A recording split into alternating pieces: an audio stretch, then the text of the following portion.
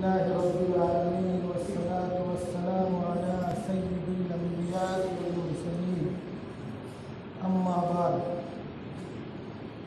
अऊज़ु बिल्लाहि मिनश शैतानिर रजीम बिस्मिल्लाहिर रहमानिर रहीम इन्नल लज़ीना युबाyi'ूनका इन्नमा युबाyi'ूनल्लाह यदुल्लाहि फ़ौक़ा अयदीहिम फमन नकसा फ़इन्नमा यनकुसु अला नफ़्सिहि वमन औफ़ा बिमा आहाद अलैहिल्लाह फसयु'तीहि अजरन अज़ीमा सदक़ल्लाहुल अज़ीम।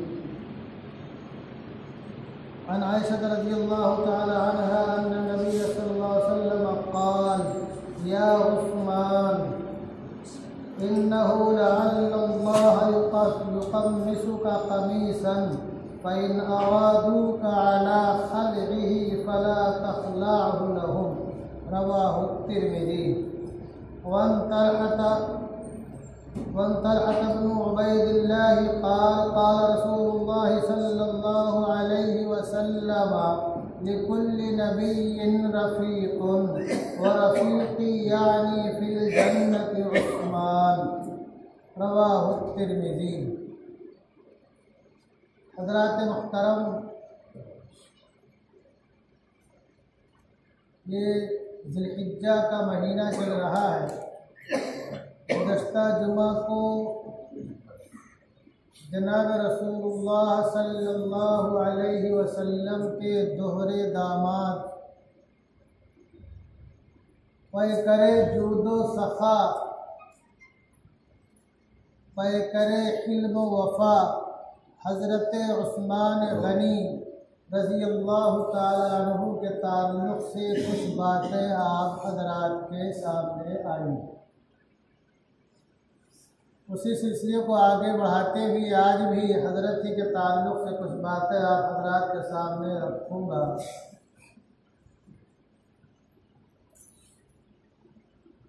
जनाब रसूलुल्लाह सल्लल्लाहु अलैहि वसल्लम की दुनिया से रुखसत होने के बाद हज़रत अबू बकर रज़ियल्लाहु ताला अन्हु की खिलाफत तकरीबन 2.25 साल, फिर हज़रत उमर फ़ारूक रज़ियल्लाहु ताला अन्हु की खिलाफत 10 साल और उसके बाद हज़रत उस्मान गनी रज़ियल्लाहु ताला अन्हु की खिलाफत 12 साल 12 दिन कम 12 साल रही। हज़रत उस्मान रज़ियल्लाहु ताला अन्हु की शहादत और मदीनतुर रसूल में बलवाइयों और सबाइयों की तख़रीब कारी को समझने के लिए कुछ पीछे जाना पड़ेगा। हज़रत उस्मान रज़ियल्लाहु ताला अन्हु की खिलाफत का जो 10 साल शुरू के जो 10 साल हैं वो वैसे ही हैं जैसे कि हज़रत उमर फ़ारूक रज़ियल्लाहु ताला अन्हु की खिलाफत 10 साल थी। मुसलमानों की पेशकदमियाँ जारी थी, इत्तिहाद व इत्तिफ़ाक़ था और मुसलमानों के का रोब गैरों के दिलों में बैठ चुका था, बैठा था और बैठ रहा। लेकिन कुछ लोग दुनिया में ऐसे होते हैं जो अपने हसद को, बुग़्ज़ को, कीना को छुपा कर रखते हैं और मौका के इंतज़ार में रहते हैं। जब वक्त आता है तब उसका इजहार करते हैं। अगर आप तारीख़ के औराक़ का मुताला करेंगे तो जनाब रसूलुल्लाह सल्लल्लाहु अलैहि वसल्लम के जब मुबारक कदम मदीना मुनव्वरा में पड़े तो आपने वहाँ के यहूद से मुआहिदा किया। मुशरिकीन का कला कमा हो गया जजीरा नुमाए अरब से।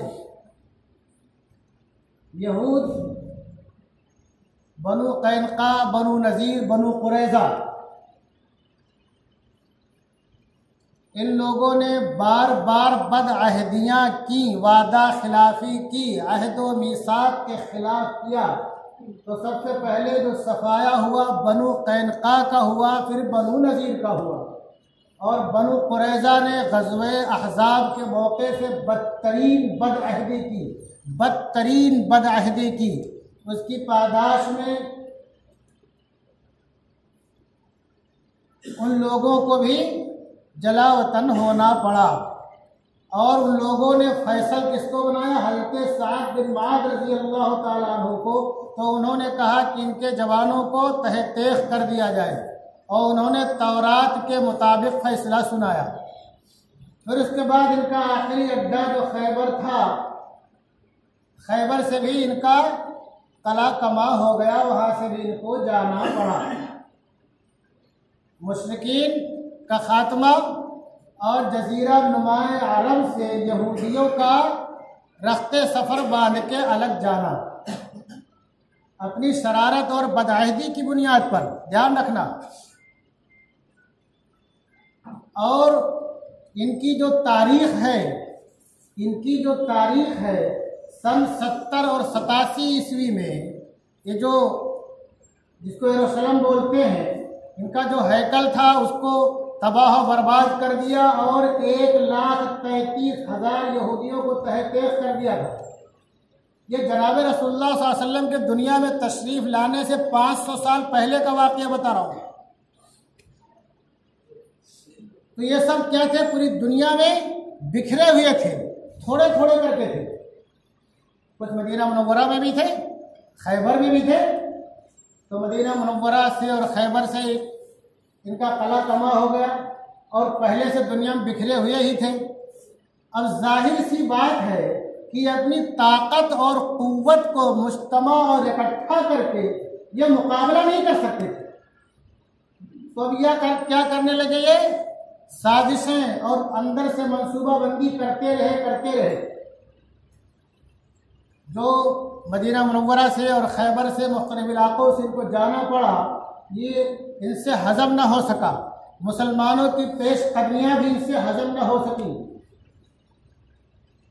मंसूबाबंदी और साजिशें करते रहे और मौका की तलाश में रहे। आखिरकार हज़रत उस्मान रज़ी अल्लाह तआला अन्हु की खिलाफत के आखिरी 2 साल में इनमें थोड़ा तेजी आ गई और मुसलमानों का लिबादा ओढ़ करके अपने आप को मुसलमान जाहिर करके, ये बात ध्यान रखो, ये इनकी पुरानी फितरत है। जब किसी को कि ये बेख्तनी करना चाहते हैं, इज्जत पहुंचाना चाहते हैं, तो उसी का लिबादा ओढ़ते हैं। चुनांचे अगर आप पीछे की तारीख पढ़ेंगे तो हज़रत ईसा अला नबी अलैहिस्सलातु वस्सलाम के रफ़े समा के फौरन बाद सेंट पॉल का नाम आता है।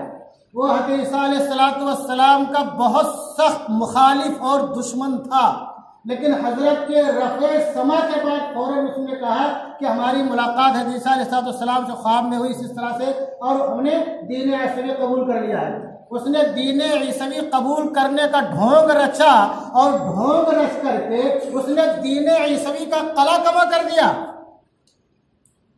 भाई दीन ईसावी असल क्या है? एक अल्लाह को मानना। उसने क्या कर दिया? तस्लीस, खुदाओं का मजमुआ बना दिया। हज़रत ईसा अलैहिस्सलाम को खुदा का बेटा करार दे दिया। तो जो दीन ईसावी की रूह थी उसने मसीही बन करके उसको खत्म किया। तो लोग मौके की तलाश में थे, मुसलमानों का लिबादा ओढ़ा और मुसलमानों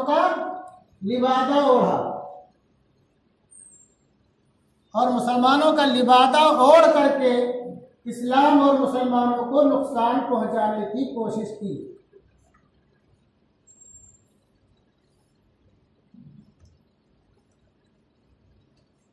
अब जो है, अच्छा इनको हसद ऐसे नहीं, हसद ये कि अब तक जो है जनाब रसूलुल्लाह सल्लल्लाहु अलैहि वसल्लम से पेशतर तक, ध्यान रखो, से पहले तक 2000 साल तकरीबन जितने अंबिया किराम आए हैं सब बनु इसराइल में आए हैं। हज़रत मूसा नबी अलैहिस्सलाम 1400 कब्ल मसीह में दुनिया में तशरीफ लाए। 1400 कब्ल मसीह में, और हज़रत ईसा अलैहिस्सलाम जब सन्ने ईस्वी का आगाज़ और तबाक का तवल्लुद हुआ दुनिया में तशरीफ लाए, तो तकरीबन 2000 साल तक जितने भी अंबिया किराम आए सब बनी इसराइल में आए। और बनी इसराइल एक खासियत और थी, बुखारी की रिवायत है, कानत बनु इसराइल तसूसुहुमुल अंबिया इदा हलका नबियुन खलफहु नबियुन, कि बनी इसराइल में क्या था कि जो भी नबी होता था, जो भी नबी बनी इसराइल में क्या था कि सियासत, क़ियादत और इमारत और खिलाफत और बादशाहत सब नबी के हाथ में होती थी। अल्लाह रसूल क्या फरमाते हैं, कानत बनु इसराइल तसूसुहुमुल अंबिया, के बनी इसराइल की जो क़ियादत होती थी वो नबियों के हाथ में होती थी। इदा हलका नबियुन खलफहु नबियुन, जब कोई नबी दुनिया से रुखसत हो जाता था उनका जानशीन फौरन दूसरा नबी होता था। चुनांचे अगर आप तारीख में देखेंगे तो हज़रत दाऊद नबी अलैहिस्सलाम पैगंबर हैं, खलीफा है, बादशाह है। आपके साहबजादे हज़रत सुलेमान अलैहिस्सलाम पैगंबर है, खलीफा है, बादशाह है। ऐसे दीगर अंबिया किराम का मामला भी है कि क़ियादत और सियादत, दीनी क़ियादत, दुनियावी क़ियादत, तमाम चीजें अंबिया के हाथ में होती थी। तो अब इनको यह था कि इतने सालों से हमारे लोगों में जो है नबूवत का सिलसिला जारी था और सारी बागडोर हमारे हाथों में होती थी। अभी तो ये बनु इस्माइल में चली गई, अभी तो ये बनु इस्माइल में चली गई। तो ये इनको एक बहुत बड़ा इसका इनको हसद था और बुग़्ज़ था कि नबी हमें से नबी आखिरी ज़माना होना चाहिए, उधर कैसे चले गए। ये तो था ही, और उसके अलावा बनु कैनुका, बनु नज़ीर, बनु कुरैज़ा और खैबर, जिन लोगों को जाना पड़ा तो उसको छुपा के रखा, मौका के इंतजार में थे। जब इस्लामी सल्तनत की जमीन वसी होती चली गई तो बहुत से लोग हल्का मुगल से इस्लाम होते चले गए। इन्होंने मौका अच्छा समझा कि चलो भर्रा मार के इस्लाम में दाखिल हो जाओ और फिर मुसलमानों को नुकसान पहुंचाओ।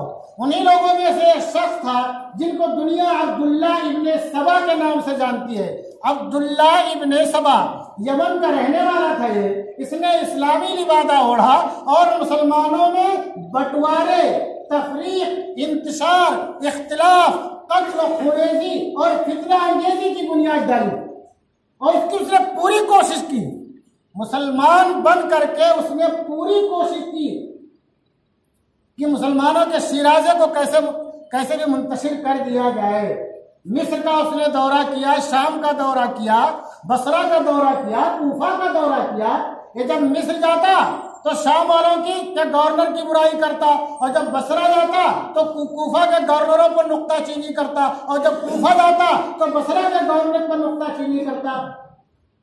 ऐसे ही इसने बहुत से जहनों को जो है परागंदा कर दिया और बहुत से सादा लोग उसके दामे फरेब में आ गए।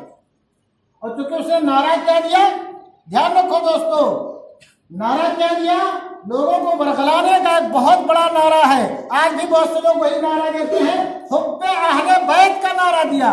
उसने क्या कहा कि हर पैगंबर का एक वसी होता है, हर पैगंबर का एक वसी होता है और नबी आखिर ज़मान के वसी अली है, लिहाजा उनको खलीफा होना चाहिए। पहले 2 लोगों ने जबरदस्ती उस पर कब्जा जमा लिया और अभी हज़रत उस्मान उस पर काबिल है। अच्छा, इन लोगों को मालूम था कि किसी जमाने में बनु हाशिम और बनु उमैया में अंदरूनी रंजिश रहा करती थी, खानदानी रकाबत जिसे कहते हैं। लेकिन जनाब रसूलुल्लाह सल्लल्लाहु अलैहि वसल्लम की दुनिया में तशरीफ लाने के बाद वो सब खत्म हो गई थी। तो उसने उस चंगारी को फिर से हवा देने की कोशिश की, ये कह करके, क्योंकि जो पहले दोनों खलीफा थे, खलीफे अव्वल वो बनु तीन में से थे और खलीफे सानी बनु अदी में से थे, और जो खलीफे सालिस हैं ये बनु उमैया में से थे। तो उसने खानदानी रकाबत को हवा देने की कोशिश की कि असल तो खिलाफत के हकदार हजरत अली थे, लोगों ने कब्जा कर लिया और अभी उस्मान उस पर काबिज है। और बहुत सी बातें ऐसे इल्जाम हज़रत उस्मान रज़ियल्लाहु तआला अन्हु पर लगाए कि सहीहुल अक्ल और सहीहुल दिमाग वो इल्जाम लगा ही नहीं सकता है। उनकी जिंदगी के साबिक़ा हालात को देख करके कि कितने नेक थे, कितने साले थे, कितने पाकीज़ा तीनत थे, कितने बाहया थे, कितने हलीम थे, कितने बुर्दबार थे और कितने बड़े सखी थे। और हमेशा कुरान की तिलावत क्या करते थे, एक दिन छोड़ के एक दिन रोजा रखते थे। तो गोया कि लोगों ने अपने पुराने बुग़्ज़ का और हसद का और अपने पुरानी शिकस्त का बदला लेना चाहा इस तरह से। तो अब्दुल्लाह इब्न सबा ने एक पूरा माहौल बना दिया और उसके दामे फरेम में बहुत से कुछ और सादा लोग भी आ गए। तो उन लोगों ने मदीना मुनव्वरा का मुहासरा करने की कोशिश की और हजरत ने उनके पास अपना भाई क्या चाहते हो तुम लोग? उन लोगों ने कहा हम तुम्हें चाहते हैं कि तुम खिलाफत छोड़ दो, तुम इसके हकदार नहीं हो। हजरत ने कहा यह नहीं हो सकता है। हजरत ने क्या कहा? यह नहीं हो सकता है।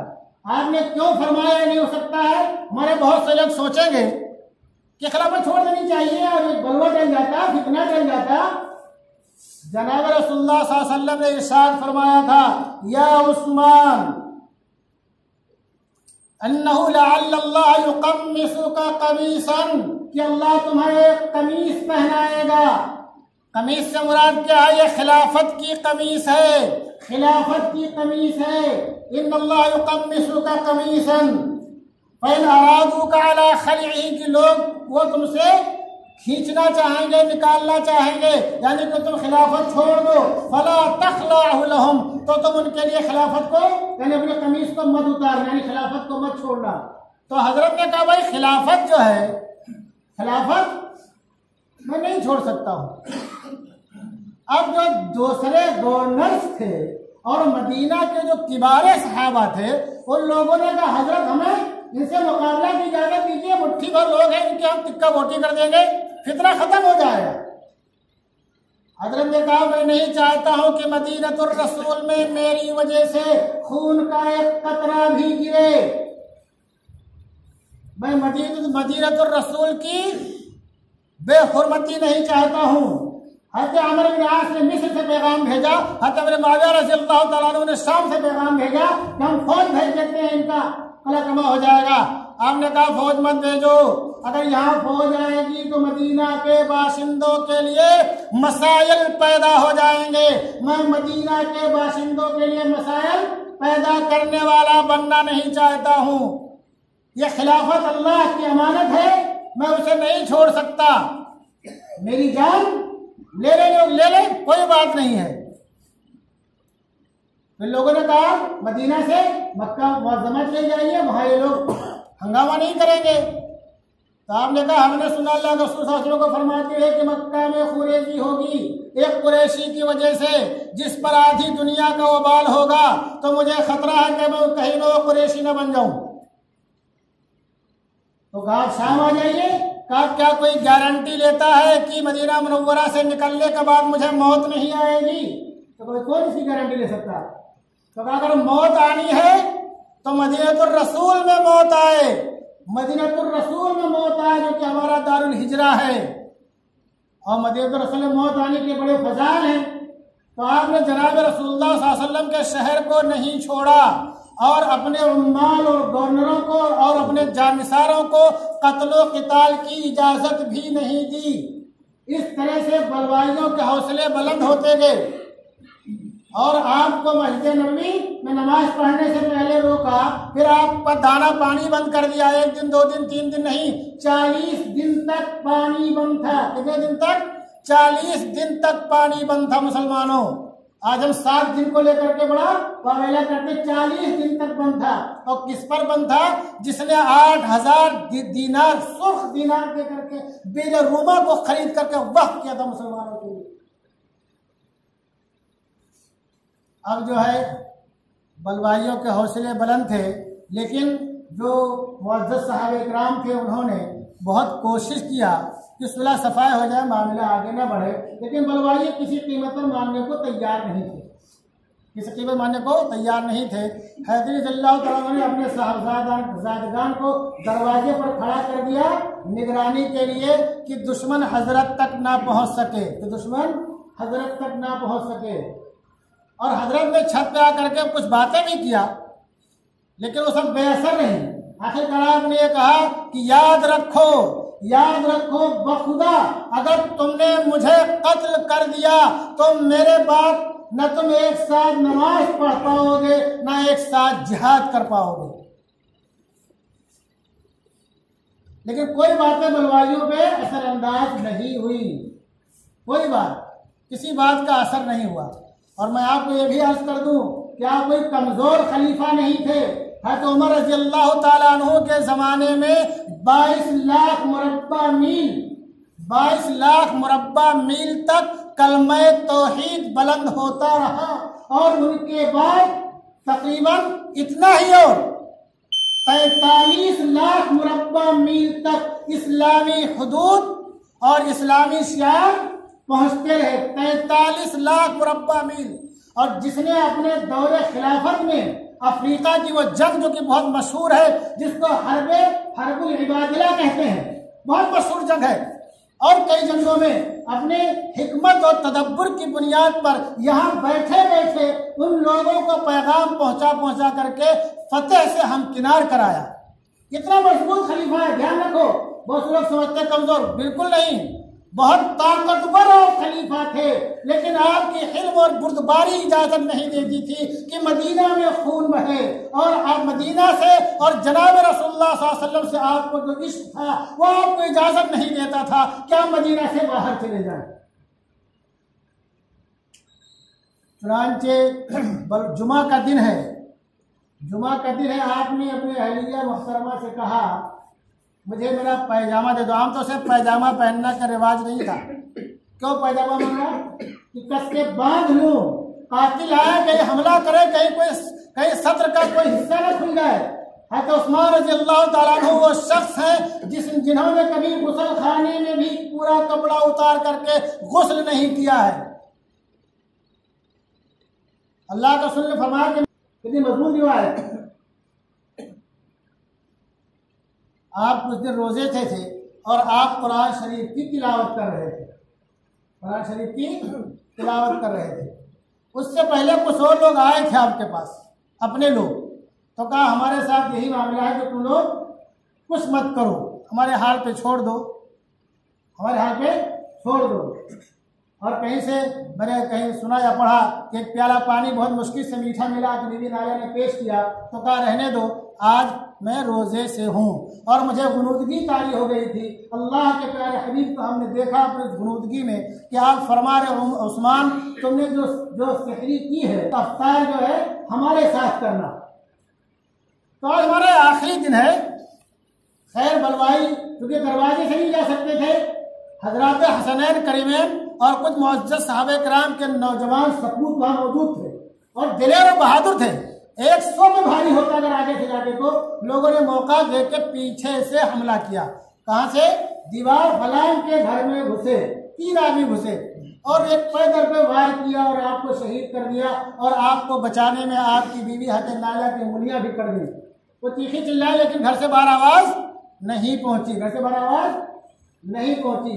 और आज आपको जब शहीद आप कुरान शरीफ की तिलावत कर रहे थे, मैंने गुज़श्ता जुमा को बताया था कि हजरत ने क्या कहा, दुनिया की जब कौन सी चीज़ें पसंदीदा उसमें से क्या कुरान की तिलावत। आप कुरान की बहुत तिलावत क्या करते थे और उसकी तिलावत शुरू की थी सूरह फातिहा से, पहले पारे के आखिरी सफ़े तक पहुँचे थे कि बलवाइयों ने आपको शहीद कर दिया।